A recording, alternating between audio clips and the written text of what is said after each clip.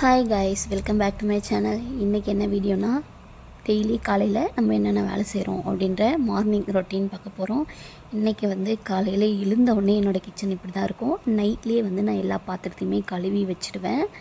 இந்த கத்தி இதெல்லாம் ஏன் இங்கே வச்சுருக்கேன் அப்படின்னா, நம்ம சின்னவர் இருக்கார் இல்லையா, அவர் கப்போர்டில் திறந்து அவரே எடுத்துகிட்டு போயிடுவார். அதனால தான் இங்கே வச்சுருக்கேன். அடுத்து நம்ம ஃபஸ்ட்டு வேலை துணி மிஷினில் போட்டு விட்டுருவோம்.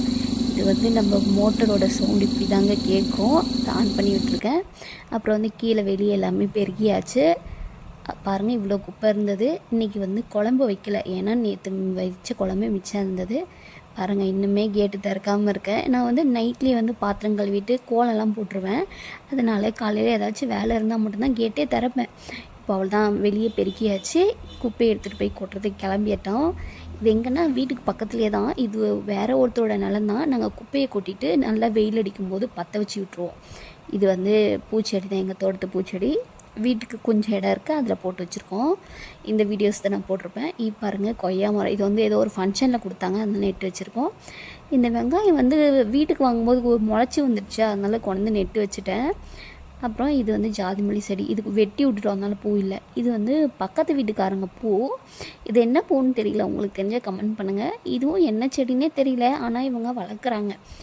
அவ்வளோதாங்க. வெளியே எல்லா வேலையும் முடிச்சுட்டு அடுத்து வீட்டுக்குள்ளே வந்துட்டோம். இப்போது வீடு பெருக்கிட்டோம். வீடு பெருக்கிட்டு நம்ம சின்னவர் நான் தான் பெருக்குவேன்னு தொடப்பத்தெல்லாம் தூக்கிட்டு இருந்தார். தூரம் போய் உட்காருடா அப்படின்னு சொல்லிட்டு குப்பையுமே வாரிட்டேன். குப்பையை வாரி கொண்டு போய் வெளியே கொட்ட வேண்டியது தான். இந்த குப்பையை வாரி வெளியே கொண்டு போய் கொட்டிட்டு அடுத்து என்ன, மிஷின் ஆஃப் ஆகிடுச்சு. அவ்வளோதான். இப்போ இதை ஓப்பன் பண்ணி விட போகிறோம். ஓப்பன் பண்ணி கொஞ்சம் நேரம் விட்டுட்டு இப்போ அடுத்த வேலைக்கு வந்தாச்சு. நான் இன்றைக்கி சாதம் மட்டும்தான் வச்சுருக்கேன். ஏன்னா நைட்டு குழம்பு இருக்கிறதுனால வெறும் சாதம் மட்டும் தான். காலையில் டிஃபன் எதுவும் செய்யலை. இப்போது இந்த பாத்திரத்தை எல்லாத்தையுமே அங்கங்கே எடுத்து வச்சுக்க போகிறோம். இப்போது ஸ்பூன், கரண்டி இந்த மாதிரி இருக்கிறது எல்லாமே டக்குன்னு இருக்கிறதுக்காக முன்னாடி இருக்க கபோர்ட்லேயே வச்சுக்குவேன்.